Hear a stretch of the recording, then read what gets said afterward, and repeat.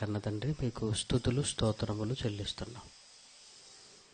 విలువైన మాటలతో మా హృదయాన్ని తెప్పరిలింపు చేయండి. మీ పిల్లలను ఊరడిల్లించగలిగే మహాజ్ఞాన సంగతులను మాకు అందించండి. ఈ 3వ పాఠంలో కూడా నీ కృప చూపించి పరిపూర్ణమైన పరిశుద్ధాత్మ సహాయాన్ని అనుగ్రహించమని కోరుతూ క్రీస్తు నామమున ఈ ప్రార్థన అడుగుతున్నాం తండ్రి, ఆమేన్. ప్రేమైన దేవుని వర్లారా, మానవ జీవితాన్ని గురించి ఇది విలువైంది అని చెప్పడానికి లోకం అనేక రకాలుగా చెప్పడానికి ప్రయత్నం చేసింది. జీవితాన్ని అనేక రంగాలతో పోలుస్తూ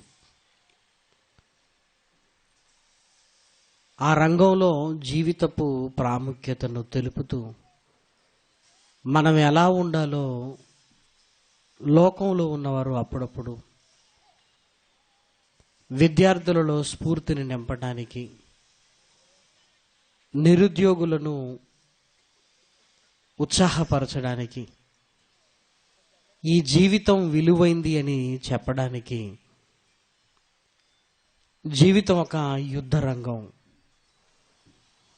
ఆ యుద్ధ రంగంలో నువ్వు ఒక సైనికుడుగా పోరాడాలి అని జీవితాన్ని యుద్ధ రంగంతో పోల్చిన సందర్భాలు కూడా మనం చదువుతుంటాం. అలాగని కేవలం ఒక యుద్ధ రంగంతోనే కాదు, కానీ జీవితం అనేది ఒక పరీక్ష లాంటిది. ఒక విద్యార్థులను గెలుపు కొరకు ప్రయత్నం చేయాలి అని. జీవితం అనేది ఒక శిల లాంటిది. ఒక శిలను శిల్పంగా ఒక శిల్పకారుడు మలచగలిగితే, నీ జీవితం అనే శిలను మలుచుకునే శిల్పకారుడువు నువ్వే అని. జీవితం అనేది ఒక అందమైన చిత్రము లాంటిదంటే, నీ జీవిత చిత్రాన్ని గీసుకునే ఒక చిత్రకారుడువు నువ్వే అని. జీవితం అనేది ఒక అందమైన ఇల్లు అయితే, ఆ ఇంటిని నిర్మించే ఒక ఇంజనీరు నువ్వే అని. ఎందుకంటే నీ జీవితాన్ని ఒక అందమైన గృహంగా నీవే మలుచుకోవాలి అని. ఇలా ఎన్నో జీవితపు విలువను చెప్పడానికి ప్రయత్నం చేసిన మాటలు మనకు కనపడుతుంటాయి.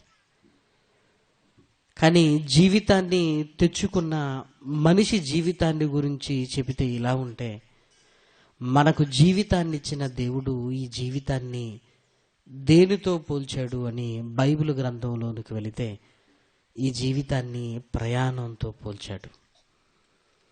బైబిల్లో అనేకమైన సందర్భాలలో ఈ మాట మనకు కనపడుతూనే ఉంది. మళ్ళీ మళ్ళీ ఆలోచింపచేసే విధంగా దేవుడు జీవితాన్ని ప్రయాణంతో పోల్చాడు. అందులో కొన్ని మాటలు బైబిల్ గ్రంథంలోనికి వెళ్ళి మనం చూడగలిగితే, ఆదికాండము,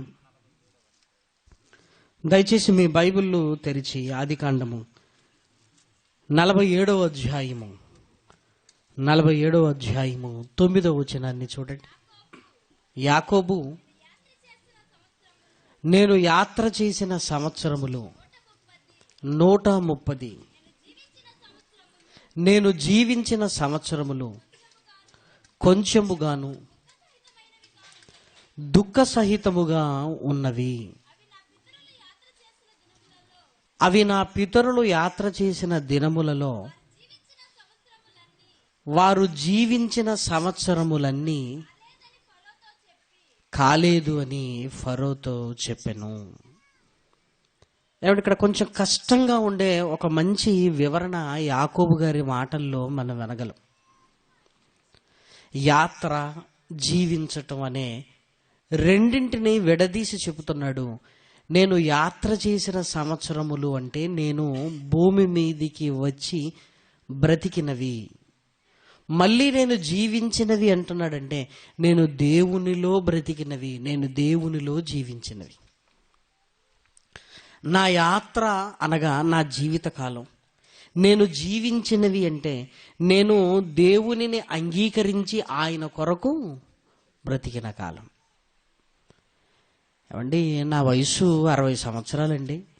కానీ బాప్తిస్మము తీసుకున్న తర్వాత నేను దేవుడి కొరకు జీవించుచున్న సంవత్సరాలు 20 అండి. 60 మన జీవితపు మొత్తపు కాలం అయితే, మనం జీవించినవి అంటే అర్థం ఏంటంటే క్రీస్తులోనికి వచ్చి నువ్వు బ్రతికిన కాలం అవి జీవించినవి. మొత్తం మనం బ్రతుకు కాలము యాత్రా కాలము. యాకోబు గారు చెబుతున్న మాటలలో నేను యాత్ర చేసిన సంవత్సరములు అని తన జీవిత కాలాన్ని ఒక యాత్రతో పోలుస్తున్నాడు. అంటే యాత్ర అంటే ప్రయాణము అని అర్థం. యాత్రికులు అంటే ప్రయాణికులు, యాత్ర అంటే ప్రయాణం. నిజంగా బైబిల్లో ఈ ప్రయాణం అన్న పదాన్ని ఆలోచిస్తున్నప్పుడు ప్రతి భక్తుడి జీవితంలో ఇది కనపడుతుంది. ప్రియమైన వారలారా, ప్రతి భక్తుడి జీవితం వెనుక ఓ ప్రయాణం కనపడుతుంది. ఆ ప్రయాణం తర్వాతనే వారి జీవిత ప్రయాణాన్ని మలుచుకున్న సందర్భాలు చాలా కనపడుతుంటాయి. పోనీ ప్రారంభంలో ఒక అబ్రహాము గారు అన్నారు అనుకోండి. అబ్రహాము గారు అనగానే మనకు గుర్తొచ్చేది ప్రయాణం. దేవుడు నేను చూపించు దేశానికి నువ్వు వెళ్ళు. నిజంగా దేవుడు ఎందుకు ప్రయాణంలో పెడుతున్నాడంటే ఈ ప్రయాణంలో ఉంటున్న ఆటుపోటులు, ఈ ప్రయాణంలో ఉంటున్న పరిస్థితులు అబ్రహాము గారి జీవిత ప్రయాణాన్ని అర్థం చేసుకోవడానికి ఉపయోగపడుతుంటాయి. నిజంగా ఆ ప్రయాణం తర్వాత అబ్రహాముడి గురించి ఆలోచిస్తే విశ్వాసులకు తండ్రి, విశ్వాసులకు తండ్రి అని దేవుడు గుర్తించాడంటే దేన్ని బట్టి ఆలోచించండి. ఓ ప్రయాణం, నేను చూపించు దేశానికి నువ్వు వెళ్ళు అనగానే ఎక్కడికి వెళ్ళాలి ప్రభు అని మాట్లాడకుండా అబ్రహాము గారు ఇదిగో ముందుకు సాగిపోయాడు. అదేవిధంగా ఒక యాకోబు గారిని గురించి ఆలోచిస్తే ఓ ప్రయాణం కనపడదండి. ఎక్కడికి? పద్దన్నరాముకు. ఏశావు చంపాలనుకుంటున్నాడు. ఏశావు ఎవరో కాదు, యాకోబు గారి సహోదరుడు. చంపాలనుకుంటున్నాడు. అప్పుడు తల్లి, ఇక్కడుండే ఇద్దరిని ఒకే రోజు నేను కోల్పోతానేమో, నువ్వు వెళ్ళు. ఎక్కడికి వెళ్ళాలి? పద్దన్నరాముకు ఒక ప్రయాణం. ఇలా ముందుకు వెళ్ళి మీరు ఆలోచించండి. ఒక యోసేపు గారిని గురించి మనం ఆలోచిస్తున్నా ఏం కనపడుతుంది? యోసేపు గారికి ప్రయాణం. ఇది ఎక్కడికి ప్రయాణం? ఐగుప్తు ప్రయాణం. ఇలా బైబిల్ గ్రంథంలో భక్తుల జీవితాన్ని క్షుణ్ణంగా చూస్తున్నప్పుడు ఓ ప్రయాణం తర్వాత వాళ్ళ జీవితానికి మలుపులు తిరిగినట్లుగా చూడగలం. పద్దనరాముకు అరణ్యంలో ప్రయాణం చేస్తున్నప్పుడు ఎడారి భూమిలో నా జీవితం ఏంటి, అసలు ఎక్కడుండవలసిన వాడిని, నేను ఎక్కడికి వెళుతున్నాను, ఈ ప్రాణభయం ఏంటి అని ఇంచుమించు 20 ఏళ్ళు పద్దనరాములో లాబాను దగ్గర ఉన్న యాకోబు గారు తన జీవితాన్ని మలుపు తిప్పుకున్నాడు. ఎంత మలుపు తిప్పుకున్నాడంటే, నేను అబ్రహాము, ఇస్సాకు, యాకోబుల దేవుడను అనే అంతగా మలుపు తిప్పుకున్నాడు. యాకోబు గారి జీవితం మలుపు తిప్పడానికి కారణం ఏంటంటే ఆయన చేసిన ప్రయాణం. ఒక యోసేపు గారి చరిత్ర ఐగుప్తు చరిత్రలో భాగమైపోయింది అంటే కారణం ఏంటంటే యోసేపు గారు ఐగుప్తుకు ప్రయాణమై వెళ్ళిపోయాడు. అక్కడి నుంచి మలుపు తిరిగిపోయింది. ఇంకా కాస్త ముందుకు వెళ్ళగలిగితే ఇశ్రాయేలీయులు అనగానే మన జ్ఞాపకం వచ్చేదేంటి? ఇశ్రాయేలీయులు అనగానే ప్రయాణం. ఎన్ని సంవత్సరాల ప్రయాణం? 40 years.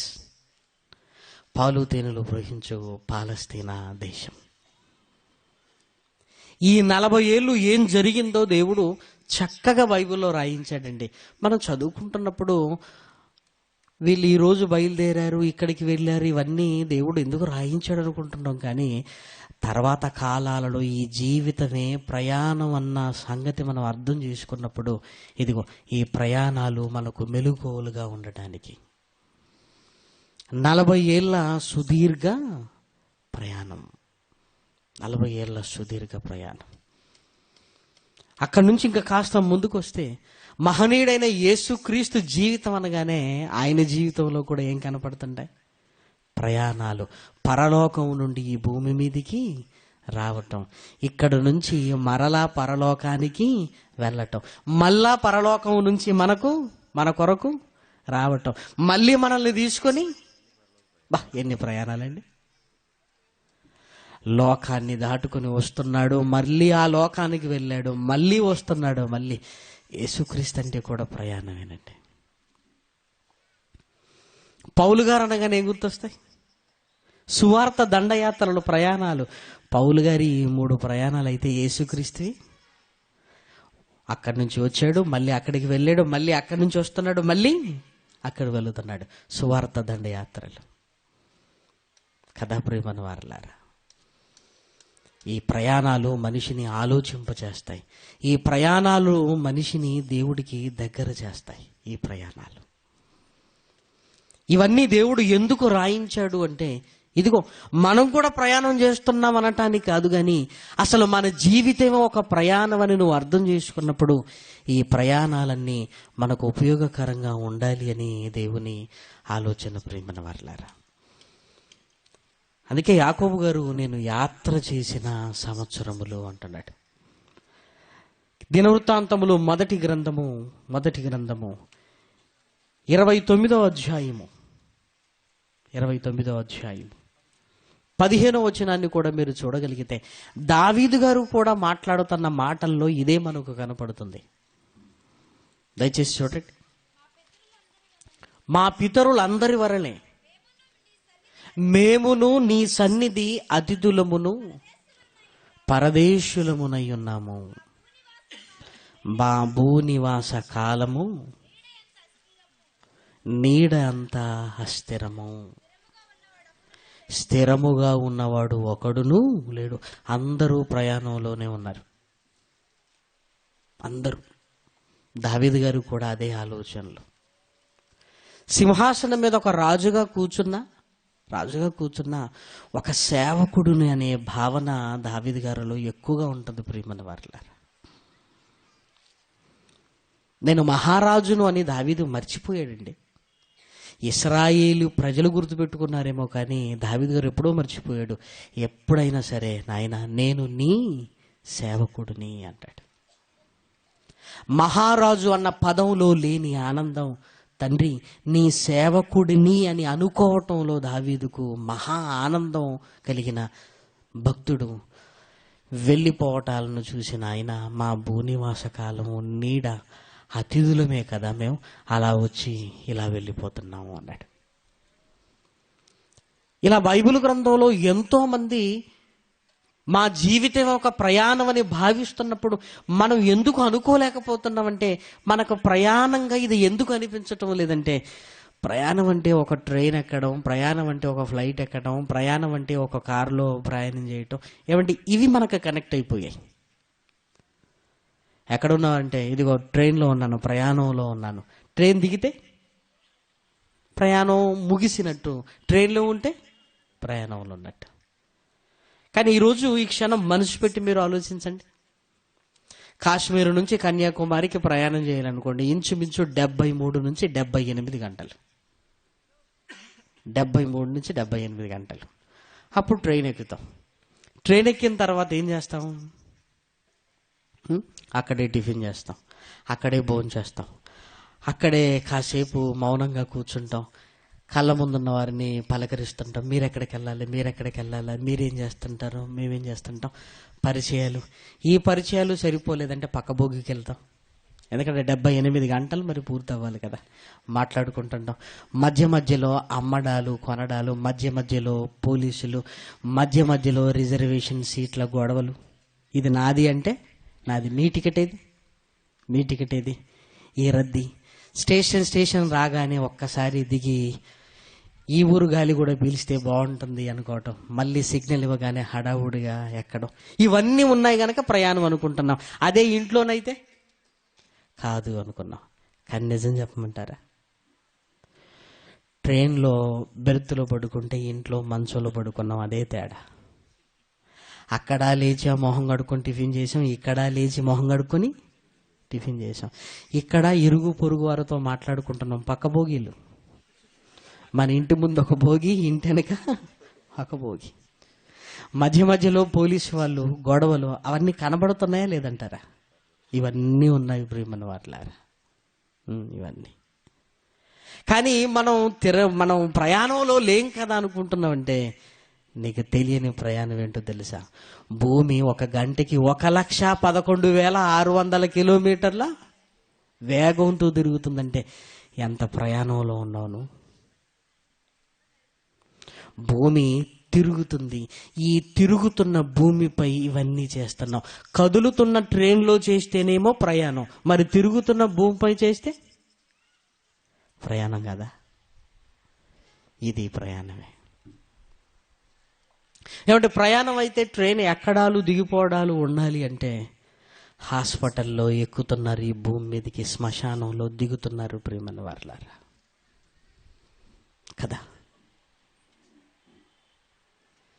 ఈ స్థలాలను కొత్త వాళ్ళు ఆక్యుపై చేస్తున్నారు, ఇదిగో ఉన్నవారు వెళ్ళిపోతున్నారు కదా. హాస్పిటల్కి వెళ్ళి ఈరోజు ఎంతమంది పుట్టారు అంటే లిస్ట్ ఉంటుంది. శ్మశానానికి వెళ్ళి ఈరోజు ఎంతమందిని పాతి పెట్టారంటే లిస్ట్ ఉంటుంది. ఇంటికి వచ్చేవారు ఎక్కేవారు, శ్మశానానికి వెళ్ళిపోయేవారు దిగేవారు. ఏమంటే ఇది ప్రయాణం కాదు అని ఎలా అనుకోగలం చెప్పండి ప్రేమైన వారలారా.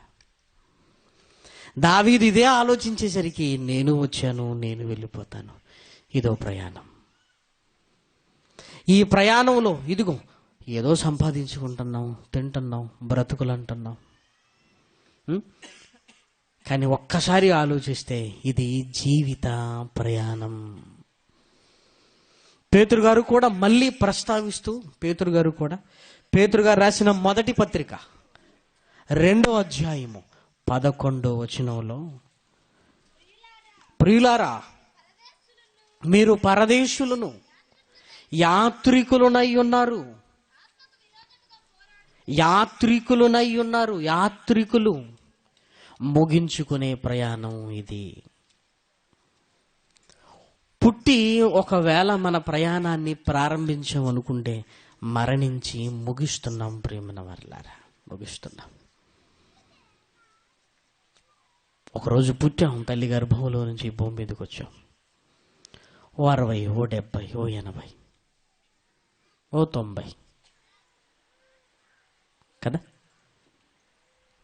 ఆ తర్వాత మన ప్రయాణాన్ని ముగించుకుంటున్నాం మన ప్రయాణాన్ని.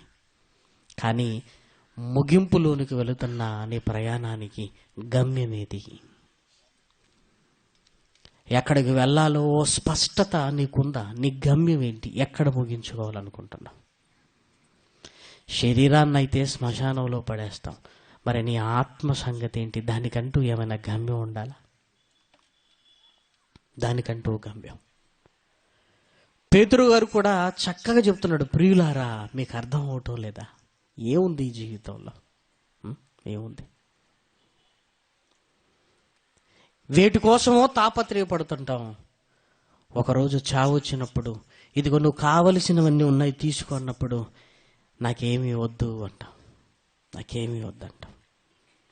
ఆరోగ్యంగా ఉన్నప్పుడు ఎన్నో కావాలి, ఎన్నో బ్రతుకుందనుకున్నప్పుడు అదే బ్రతుకు వెళ్ళిపోతుందన్నప్పుడు ఏం వద్దు అంటాం. చిత్రంగా లేదు?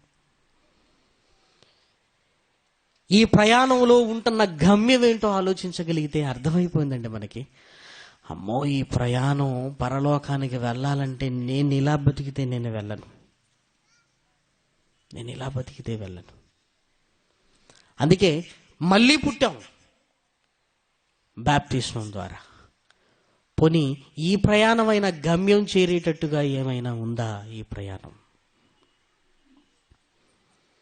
ఇవన్నీ ఎవరికి వారముగా ఆలోచించుకోవలసిన మాటలు ప్రేమన్న వారలారా.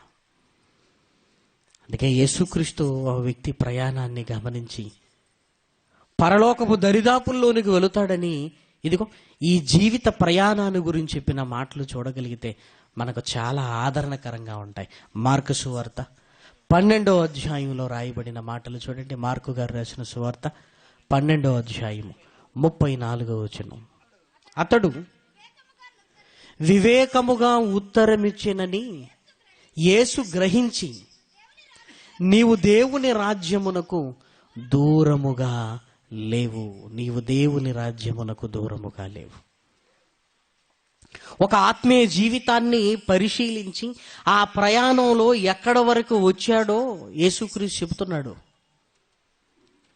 నీవు దూరముగా లేవు అంటే దగ్గరగా వచ్చావు.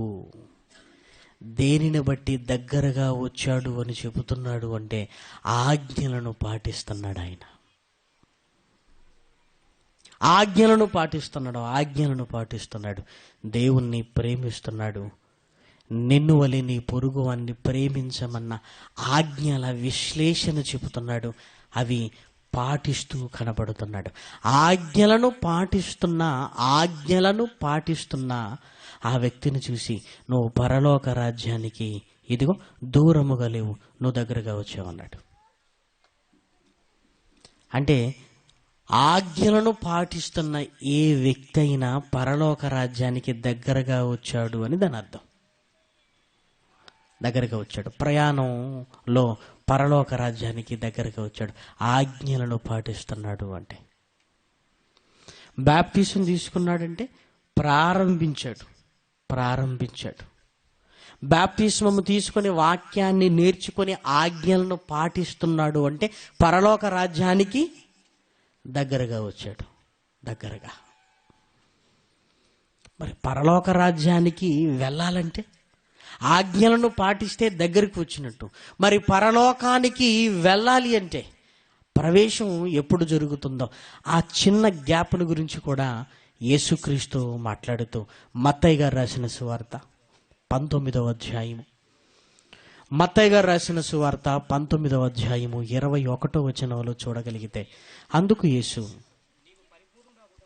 నీవు పరిపూర్ణుడు అగుటకు గోరిన ఎడల పోయి నీ ఆస్తిని అమ్మి బీదలకిమ్ము, అప్పుడు పరలోకమందు నీకు ధనము కలుగును.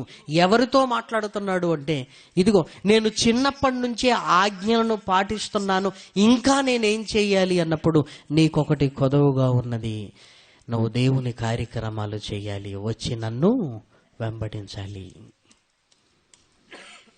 ఆజ్ఞలను పాటిస్తున్నవాడు పరలోక రాజ్యానికి దగ్గరగా వచ్చాడు. ఆజ్ఞలను పాటిస్తూ దేవుని కార్యక్రమాలను చేసేవాడు పరలోక రాజ్యానికి వెళ్తాడు. బాప్తిస్మము తీసుకున్నవాడు ప్రయాణాన్ని ప్రారంభించాడు. ఒకరోజు పుట్టి ప్రారంభించామంటే తెలిసిపోయింది, పుట్టి పెరిగిన మనం ఇదిగో పరలోకానికి చేరుకోలేము యేసు లేకుండా అని అర్థమైంది. అందుకే మళ్ళీ పుట్టాం ప్రియమైన వారులారా. ఏమండి, ఈ దశలలో ఎక్కడెక్కడ మన జీవితం ఆగిపోయి ఉండొచ్చు? ఒకవేళ బాప్టిజం తీసుకోలేదంటే ఇంకా నువ్వు ప్రయాణాన్ని ప్రారంభించలేదు. తీసుకున్నావంటే ప్రారంభించావు. తీసుకొని ఆజ్ఞలను గైకుంటున్నావు. అవి రెండుగా ఉన్న ఆజ్ఞలు నీ జీవితంలో కనపడుతున్నాయి. దేవుణ్ణి నువ్వు ప్రేమిస్తున్నావు, నిన్ను వలె నీ పొరుగు వాన్ని ప్రేమిస్తున్నావు. ఈ రెండు ఆజ్ఞలు మన జీవితంలో పరిపూర్ణం అవుతున్నప్పుడు నువ్వు పరలోక రాజ్యానికి దగ్గరగా వచ్చావు. ఈ ఆజ్ఞలను పాటిస్తూ దేవుని కార్యక్రమాలలో ఉంటున్నావు. నీ కష్టాన్ని దేవుని కార్యక్రమాలలో పెడుతున్నావు. ఇదిగో నువ్వేం చేస్తున్నావంటే పరలోక రాజ్యపు ఆ కొద్ది దూరాన్ని కూడా నువ్వు ఫుల్ఫిల్ చేస్తున్నావు. పరలోక రాజ్యానికి వెళ్ళగలిగేటట్టుగా నీ బ్రతుకును మలుచుకుంటున్నావు. అందుకే వాక్యాన్ని ఎప్పుడు అద్దంతో పోల్చాడండి. ఎప్పుడు వాక్యం ముందు దగ్గరకు వచ్చినా ముందు మన స్థితి ఏంటో మనకు చూపించే ఒక చక్కటి అద్దము లాంటిది వాక్యం. మన స్థితిని చూపించే ఒక అద్దము లాంటిది ప్రియమైన వారలారా. ఎక్కడ ఆగిపోయిందంటారు మన ప్రయాణం? దగ్గరగా వచ్చి దూరానికి వెళ్ళిపోతున్నారా? నేనేం చేయాలని అడిగాడండి. నేనేం చెయ్యాలి చెప్పిన తర్వాత వ్యసన పడుతూ వెళ్ళిపోయాడు. దగ్గరగా వచ్చిన వాడు మళ్ళీ ఏం చేశాడు? దూరం వెళ్ళిపోయాడు. ఎంత దూరం ఎందుకు రావాలి, ఇక్కడికి వచ్చిన తర్వాత మళ్ళీ ఎందుకు వెనక్కి వెళ్ళిపోవాలి, ఎందుకు వెనక్కి వెళ్ళిపోవాలి? మహాలోకానికి అర్హత సంపాదించిన యేసుక్రీస్తును చూస్తున్నప్పుడండి ఈ రెండు కనపడుతుంటాయి ప్రియమైన వారలారా. ఆయన తండ్రిని ఎంత ప్రేమిస్తున్నాడు, సహోదరులనైనా మనల్ని ఎంత ప్రేమిస్తున్నాడు అన్నది ప్రేమను పరాకాష్ఠకు తీసుకుని వెళ్ళి చూపించాడు. ఎందుకంటే ప్రేమకు పరాకాష్ఠ ఏంటో తెలుసా? ప్రాణం పెట్టడం. అంతకంటే ఎక్కువ ప్రేమ లేదు. ప్రేమ అనడానికి యేసుక్రీస్తు చూపించింది ఏంటో తెలుసా? తన ప్రాణము పెట్టువాని కంటే ఎక్కువ ప్రేమ కలిగిన వాడు లేడు. ఆయన ప్రాణము పెట్టుట చేత ప్రేమ ఎటువంటిదో దీని వలన తెలుసుకొనుచున్నాం. ఎంత చక్కటి మాటలండి. యేసుక్రీస్తు తండ్రిని ఎంత ప్రేమించాడు అంటే ప్రాణం పెట్టి ఇదిగో నా ప్రేమ ఇది అన్నాడు. మనల్ని ఎంత ప్రేమించాడు అంటే నీ మీద నాకు ఎంత ప్రేమ అంటే ఇదిగో ప్రేమంటే ప్రాణమే బలిగా నీ కొరకు పెట్టేంత ప్రేమ. ఈ రెండే కాదు ప్రేమను వారలారా. ఆయన బ్రతికుండగా కార్యక్రమాలు కనపడుతుంటాయి. ఆజ్ఞలను పాటించి పరలోక రాజ్యానికి దగ్గరగా వచ్చాడు. తండ్రి పనులను చేస్తూ ఇదిగో పరలోకానికి వెళ్ళగలిగే అర్హత సంపాదించాడు. అర్హత. కానీ దుష్టుడు మన ప్రయాణాన్ని అస్తవ్యస్తం చేశాడు. ప్రయాణంలో దొంగలు ఉంటారు అన్నది ఎంత జాగ్రత్తతో కూడిన విషయంలో ఈ ప్రయాణంలోనూ కూడా దొంగోడు వచ్చాడు, అపవాదొచ్చాడు. ఏం చేశాడో తెలుసా? ఇదిగో నువ్వు కార్యక్రమాలు చేస్తున్నావు కదా, నువ్వు ఆజ్ఞలను పాటించవలసిన అవసరం లేదు. నువ్వు ఆజ్ఞలను పాటిస్తున్నావు కదా, నువ్వు కార్యక్రమాలు చేయవలసిన అవసరత లేదు. మన బహుమానాన్ని కొట్టియటానికి, మన బహుమానాన్ని అపహరించడానికి ఇదిగో వాడు రంగప్రవేశం చేశాడు. ఏమంటే లగేజీ కొట్టేసే దొంగ విషయంలో చాలా జాగ్రత్తగా ఉంటామండి. మొన్న మహబూబ్నగర్ ప్రయాణంలోనికి వెళ్తున్నప్పుడు జడ్చర్ల స్టేషన్ వచ్చింది. అక్కడ పోలీసు వారు హిందీలో తెలుగులో చెప్తున్నారు. ఏమని? దొంగలుంటారు, జాగ్రత్త, దొంగలుంటారు. ఎన్ని రకాల దొంగతనాలు చేసే అవకాశం ఉందో కూడా ఎక్స్ప్లెయిన్ చేస్తున్నారు. ఇదిగో కొత్త వాళ్ళ దగ్గర నుంచి తినుబండారాలు తినకండి, ఒకవేళ అవి మత్తు పదార్థాలను కలిపి ఉండొచ్చు. ఇదిగో క్రింద పడ్డ డబ్బుల కొరకు ఆశపడకండి, అవి మీ దృష్టి మరల్చడానికి దొంగలే వేస్తారు, ఇంకెవరో కాదు. సార్ మీ 100 రూపీస్ పడిపోయింది అనగానికి మనకున్న 1,00,000 మర్చిపోయి లోపల ఉన్న 100 మీద మనసు వెళ్తుందండి మనకి కదా. ఇదిగో మీరు టిఫిన్ కోసం అని బస్సు దిగుతారు. ఇదిగో ప్రయాణికుల్లానే ఎక్కి మీ లగేజీని తీసుకుని వెళ్తున్నారు. ఇది మీ లగేజీ అని ప్రయాణికులందరికీ తెలియదు. దుష్టుడు కూడా అలా చేస్తున్నాడు. మనల్ని మత్తులోనికి దింపుతున్నాడు.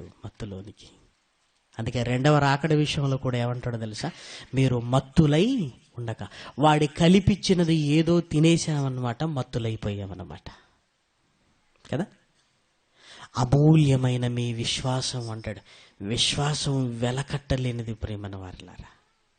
వాడు ఏది దోచుకోవడానికి ఇష్టపడుతున్నాడంటే ఈ లోకాన్ని చూపించి మన దగ్గర ఉంటున్న అమూల్యమైనది ఏంటనుకుంటున్నారు?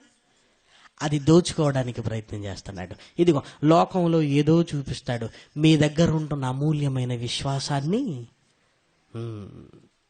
లోకాన్ని చూపిస్తాడు, పరలోకం మీద మనసు పోగొట్టుకునేటట్టుగా చేస్తాడు. అవి దృష్టి మరల్చి చేసే నేరాలు. వాడి గురించి రాయబడిన మాట మీరు చూడగలిగితే కొలస్సీలకు రాసిన పత్రిక 2వ అధ్యాయం, కొలస్సీలకు రాసిన పత్రిక 2వ అధ్యాయం 19వ వచనం. అతి వినయాసక్తుడై దేవదూత ఆరాధన యందు ఇచ్చ కలిగి తాను చూచిన వాటిని గూర్చి గొప్పగా చెప్పుకొనుచు తన శరీర సంబంధమైన మనసు చేత ఊరక ఉప్పొంగుచు శిరస్సును హత్తుకొనని వాడు ఎవడును పరలోకపు బహుమానమును అపహరింపనీయకండి. వాడు అదే చేస్తున్నాడు. నిన్ను మత్తులోనికి తీసుకొని వెళుతున్నాడా? దృష్టి మరలుస్తున్నాడా? నీకున్న అమూల్యమైన విశ్వాసాన్ని కొట్టేయాలనుకుంటున్నాడు. ఇశ్రాయేలుల ప్రయాణం అలానే అస్తవ్యస్తం అయిపోయింది. బయలుదేరిన వారు 6 లక్షల మంది, కాల్బలము చేరుకున్నవారు 2. ఈరోజు పరలోకపు కోట్ల మంది ప్రయత్నం చేస్తున్నారు. ఎంతమంది వెళతారు? ఎంతమంది మార్గ మధ్యంలోనే ఇదిగో అపవాది బారిన పడిపోతారు. ఒకరోజు ఇశ్రాయేలుల ప్రయాణం ఐగుప్తు నుంచి పాలు తేనెలు ప్రవహించు పాలస్తీనా దేశం అయితే, ఈరోజు లోకమే ఐగుప్తు, పరలోకమే పాలు తేనెలు ప్రవహించు పాలస్తీనా దేశము. ఇదిగో మనం అందరం ప్రయాణంలో ఉన్నాము. ఇదిగో అపవాది అపవాది అపవాది ఏదో ఆశ చూపిస్తుంటాడు. దాని కొరకు కక్కుర్తిపడి మనకున్న విలువైనది పోగొట్టుకుంటాం. నీ దృష్టి మరలుస్తాడు. నీ దృష్టి లోకంలో ఉన్న వాటిని చూపిస్తుంటాడు. లోకంలో నువ్వు అనుభవించవలసినవి ఎన్నో ఉన్నవని వాటి దగ్గరకు తీసుకుని వెళుతుంటాడు. ఇశ్రాయేలీల ప్రయాణం అలానే వ్యస్తమైపోయింది. మనం అలా ఉండకూడదు ప్రియమైన వారిలారా. దుష్టుడు గురించి, మన జీవితాన్ని గురించి, దేవుని గురించి ఈ 66 పుస్తకాల బలమైన గ్రంథం ఉంది. ఇన్ని మాటలున్న తర్వాత మన ప్రయాణం సాఫీగా జరగాలే తప్ప అస్తవ్యస్తము కాకూడదు. వెళ్ళిన ఆయన మళ్ళీ వస్తానన్నాడు. వచ్చి మనల్ని తీసుకొని వెళతాననుకుంటున్నప్పుడు ఆ సిద్ధపాటు మనకు కలిగి ఉండగలిగితే నీ జీవిత ప్రయాణం క్షేమంగా గమ్యానికి చేరుతుంది. లేకపోతే అస్తవ్యస్తమైపోయి జీవిత ప్రయాణం గందరగోళంగా ముగించుకోవలసిన పరిస్థితి ఏర్పడుతుంది ప్రియమైన వారిలారా. అందుకే ఎక్కడున్నాం? మారో మనసు పొంది బాప్తిస్మాన్ని తీసుకొని ఇప్పుడే ప్రారంభించావా? అయితే ఆజ్ఞలను పాటించి దగ్గరికి రా. ఆజ్ఞలను పాటిస్తున్నావా? అయితే అవి పాటిస్తూ దేవుని కార్యక్రమాలలోనికి రా. ఇంకా యేసుక్రీస్తును స్వరక్షకునిగా అంగీకరించలేదా? అంగీకరించి నీ బ్రతుకు ప్రయాణాన్ని ప్రారంభించు. ఈ ప్రయాణంలో అపవాదిని గురించి ఆలోచించు. వాడి అగ్ని బాణాలను ఎదిరించి గమ్యానికి చేరుకోగలిగిన సాఫీగా చక్కటి ప్రయాణం మన జీవిత ప్రయాణంగా ఉండాలి ప్రియమైన వారలారా. అందుకే విలువైన మాటలు ఇంకా అనేకమైన సంగతులు మాట్లాడుకోబోతున్నాం మనం. ఇది కేవలం ఇంకా మొదటి రోజులోనే మనం ఉన్నాం. కాబట్టి మనల్ని మనం సిద్ధపరుచుకుందాం. దేవుని కొరకు మన జీవితం ఎక్కడ ఆగిందో అక్కడి నుంచి మళ్ళీ ఇదిగో ముందుకు కదులుదాం పరలోకపు గమ్యం కొరకు. ప్రార్థన చేసుకుందామండి. దయగలిగిన మా కన్న తండ్రి, మీకు వందనములు నాయన. ప్రతి మాట నాయన మా స్థితిని మాకు తెలుపుతూనే ఉన్నది నాయన. నిజమే నాయన, ఈ జీవితమే ప్రయాణంలో అతిథులము, గమ్యం వైపు ప్రయాణించవలసిన వారము. అపవాది వల్ల నాయన అనేక రకాలుగా నాయన మా విశ్వాసాన్ని, అమూల్యమైన విశ్వాసాన్ని కోల్పోయి దేని కొరకు ఆశపడి బహుమానాన్ని పోగొట్టుకోకుండా నాయన ఉత్సాహపరుస్తూ మమ్మల్ని జీవింపచేస్తూ తండ్రి మరలా మీ వాక్కులతో నాయన మమ్మల్ని రేపుతున్నందుకు మీకు వందనములు, స్తుతులు, స్తోత్రములు చెల్లిస్తూ ఈ రోజంతా మిగిలిన రోజులు కూడా మీ అద్భుతమైన మాటలతో నాయన మీ పిల్లల్ని స్పందింపజేయమని కోరుతూ క్రీస్తు నామమున నీ ప్రార్థన అడుగుతున్నాము తండ్రి. ఆమేన్. అందరికీ వందనాలండి.